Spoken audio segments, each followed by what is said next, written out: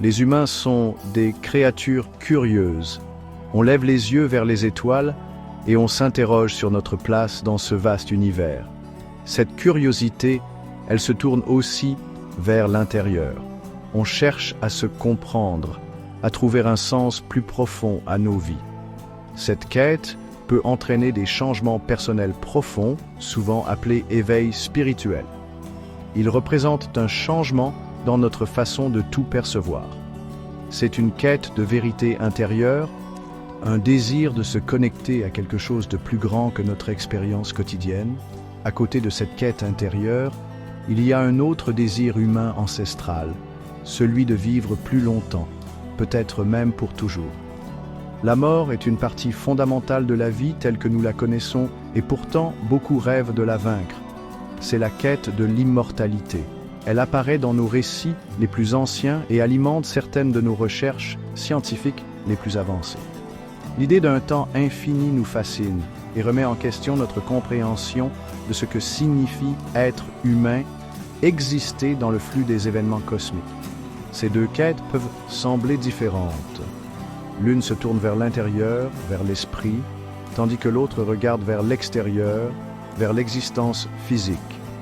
Pourtant, elles s'entremêlent souvent. Beaucoup de traditions associent la pureté spirituelle à la longévité ou à une forme de vie éternelle. Comprendre profondément son être intérieur pourrait être vu comme un pas vers le dépassement des limites mortelles. Ces deux aspirations reflètent une pulsion humaine fondamentale. On veut dépasser nos limites apparentes et aspirer à quelque chose de plus que l'ordinaire.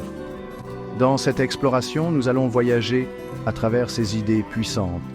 On va examiner les moyens extrêmes par lesquels certains cherchent l'éveil spirituel et se pencher sur le concept d'immortalité physique. On prendra en compte les perspectives de la science, de la mythologie et de la philosophie. Comment ces rêves anciens et ces quêtes modernes façonnent-ils notre compréhension de l'humanité ? L'univers nous présente des cycles de naissance et de déclin. Et pourtant, l'esprit humain aspire souvent à quelque chose au-delà de ces cycles naturels, cherchant à la fois une compréhension profonde et une existence durable. Qu'est-ce que l'éveil spirituel? Exactement, ce n'est pas un concept simple. Imaginez ça comme un profond changement de conscience. Votre conscience s'élargit, soudainement ou progressivement. Votre façon de vous percevoir change, et votre relation avec le monde qui vous entoure se transforme aussi. C'est comme voir les couleurs pour la première fois, après avoir vécu en noir et blanc. Cette expérience est souvent décrite comme profondément transformatrice. Elle peut modifier considérablement vos priorités, vos croyances et toute votre vision de la vie. Cet éveil peut donner l'impression de se réveiller d'un rêve. Le monde ordinaire peut sembler moins réel, tandis qu'une réalité plus profonde peut paraître plus tangible. Les gens rapportent souvent des sentiments de clarté intense. Ils peuvent se sentir interconnectés à toute chose. Certains décrivent un sentiment de paix profonde ou de joie, tandis que d'autres vivent une dissolution de leur moi individuel ou égaux. Attention, ce n'est pas toujours un processus confortable. Ça peut être perturbant, remettant en question des certitudes bien ancrées sur l'existence. Le terme « éveil spirituel » couvre un large éventail d'expériences. On le connaît sous de nombreux noms, à travers différentes cultures. Le nirvana dans le bouddhisme en est un exemple. Le satori dans le zen en est un autre. L'union mystique dans les traditions chrétiennes partage certaines similitudes. Tous ces termes désignent un état de conscience spirituelle accru. C'est une expérience directe et personnelle d'une réalité au-delà des sens ordinaires. Il ne s'agit pas seulement de croyances, c'est une transformation vécue, ressentie, qui redessine le paysage intérieur. Ce changement n'est pas juste une compréhension intellectuelle, c'est une révélation expérientielle. Ça va au-delà du simple apprentissage de nouveaux faits ou de nouvelles philosophies. Ça implique un changement fondamental dans la trame même de son être. La personne qui s'éveille est, en un sens, comme si elle renaissait. Elle voit l'univers et son rôle dedans avec un nouveau regard. Cette perspective éveillée mène souvent à une vie vécue avec plus de compassion, de sens et un sentiment de connexion au cosmos lui-même, l'impression de faire partie de quelque chose d'immense. Comment les gens cherchent-ils des éveils spirituels aussi profonds? Certains chemins sont doux, impliquant une réflexion tranquille. D'autres sont bien plus extrêmes. Ces méthodes extrêmes visent à briser la conscience ordinaire. Elles poussent l'esprit et le corps à leurs limites. L'idée, c'est qu'une telle intensité peut déclencher une percée. Elle peut forcer un changement de perception qui ne se produirait pas autrement. Ces pratiques ne sont pas pour les âmes sensibles. Elles impliquent souvent une discipline et des risques importants. La méditation est un chemin courant, mais elle peut devenir extrême. Pensez aux moines qui méditent pendant des jours sans bouger. Certaines traditions impliquent de méditer dans des conditions difficiles, comme des grottes glaciales. Le jeûne prolongé est une autre méthode. Priver le corps de nourriture pendant de longues périodes peut modifier la chimie du cerveau. Cela peut mener à des visions ou à des états de conscience accrus. L'isolement est aussi utilisé. Se retirer de la société, parfois pendant des années, élimine les distractions. Ça force une confrontation profonde avec soi-même, menant à une introspection profonde. Les expériences de mort imminente ou EMI ne sont généralement pas recherchées intentionnellement. Cependant, elles peuvent conduire à des éveils spirituels spectaculaires. Les personnes qui sont cliniquement mortes et ont été réanimées rapportent souvent des révélations qui changent leur vie. Elles peuvent voir une lumière, ressentir une paix immense ou revoir leur vie. Ces expériences peuvent faire disparaître la peur de la mort. Elles peuvent instiller un puissant sentiment d'interconnexion et de sens. L'intensité de faire face à la mortalité, même brièvement, peut faire voler en éclats les anciens paradigmes de pensée.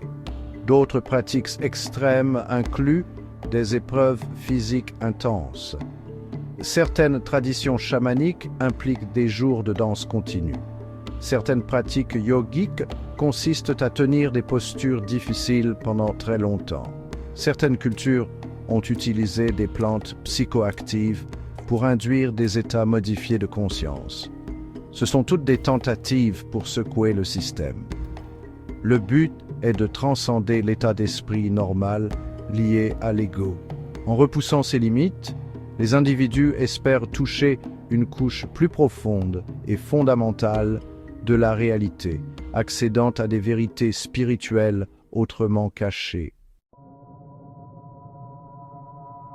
La quête de l'éveil spirituel n'est pas propre à une seule culture.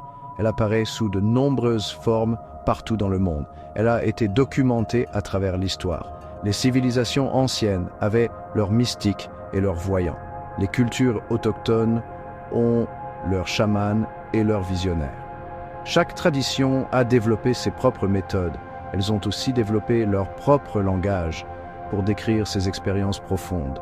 Cette diversité montre à quel point la recherche humaine d'un sens plus profond est universelle. C'est un témoignage de notre esprit humain partagé. En Inde, par exemple, les yogis et les sadhus poursuivent depuis longtemps l'illumination. Ils utilisent la méditation, l'ascèse et des postures physiques complexes. Leur but est souvent le moksha, la libération du cycle des renaissances. Les traditions bouddhistes, originaires d'Inde, mettent aussi l'accent sur l'éveil, ou bodhi. Le Bouddha lui-même a atteint l'illumination après des années de quête spirituelle. Le bouddhisme tibétain, avec ses pratiques Vajrayana, inclut des visualisations intenses et des techniques tantriques. Ces méthodes sont conçues pour accélérer le chemin vers la réalisation spirituelle. Dans le mysticisme chrétien, des figures comme Sainte Thérèse d'Avila ou Maître Eckhart ont décrit des unions profondes avec Dieu. Ils atteignaient souvent ces états par la prière intense, la contemplation et l'abnégation. Le mysticisme juif, en particulier la Kabbale, explore les aspects cachés de Dieu et de la création.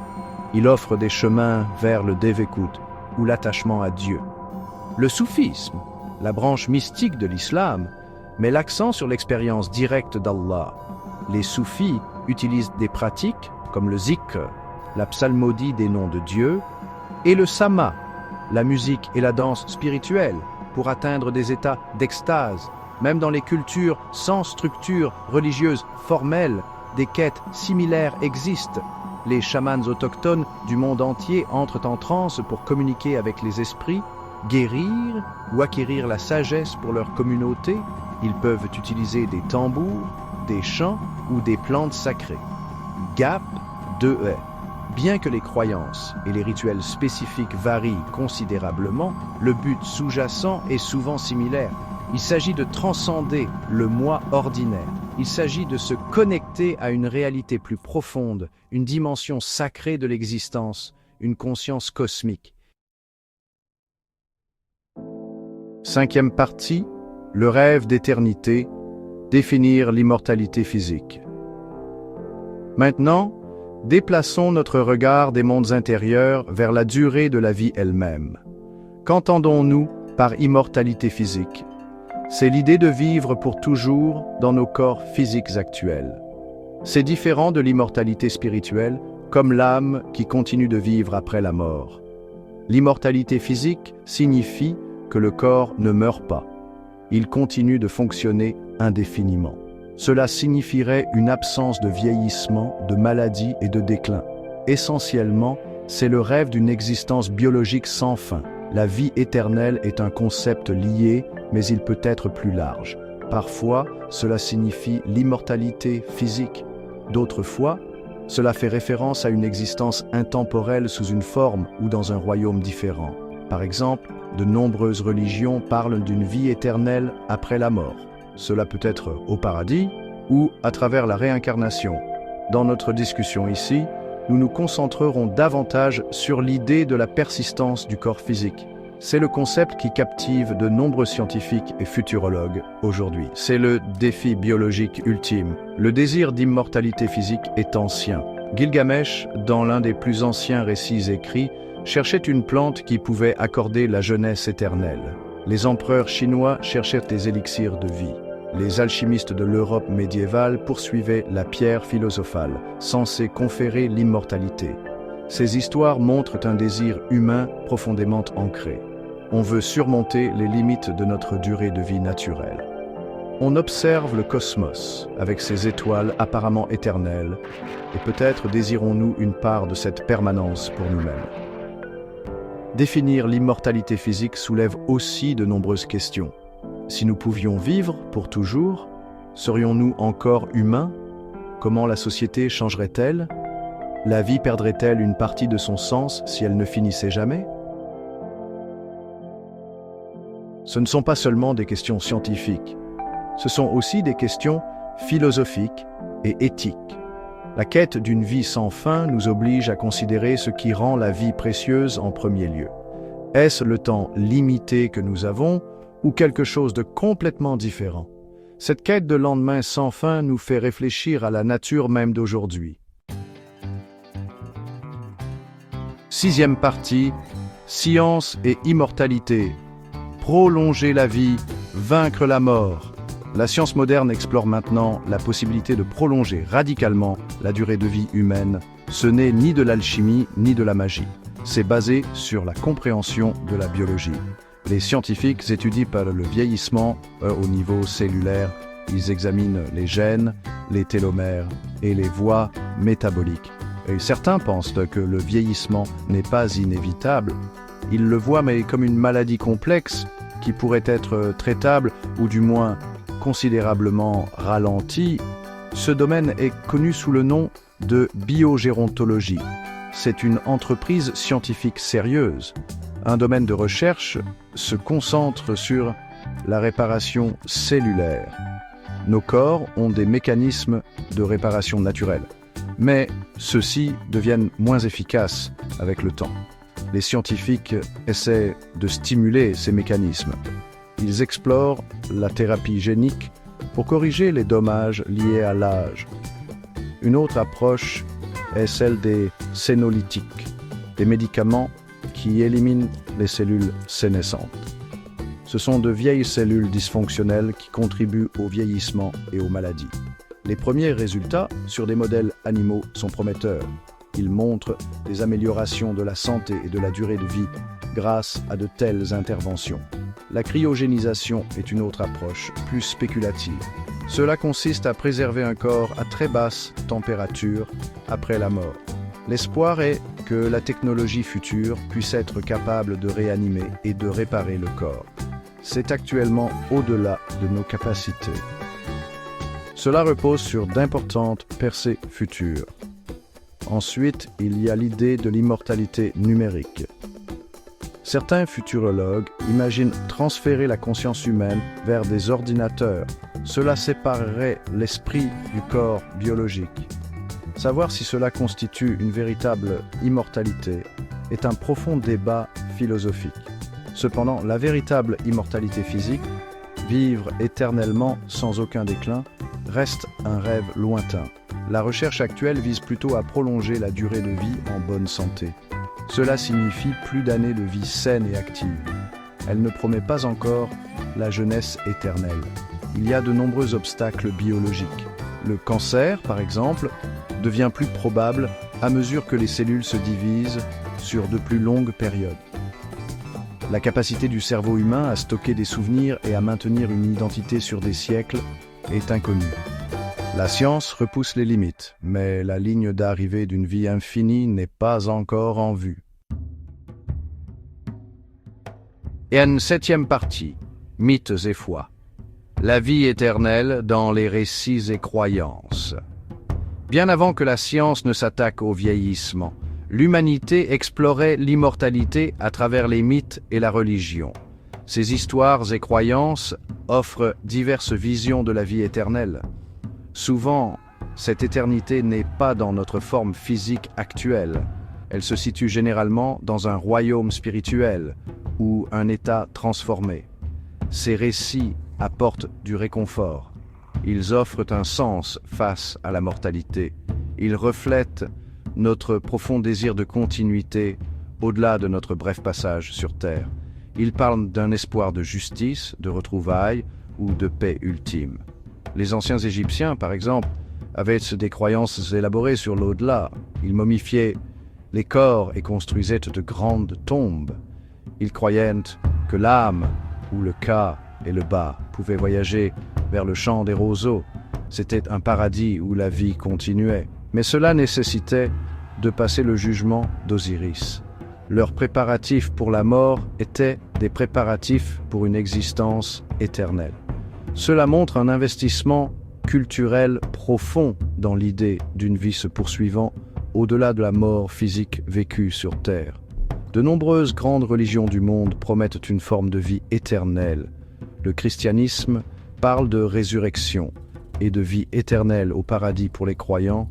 L'islam décrit le Jannah, un paradis pour les justes, après le jour du jugement.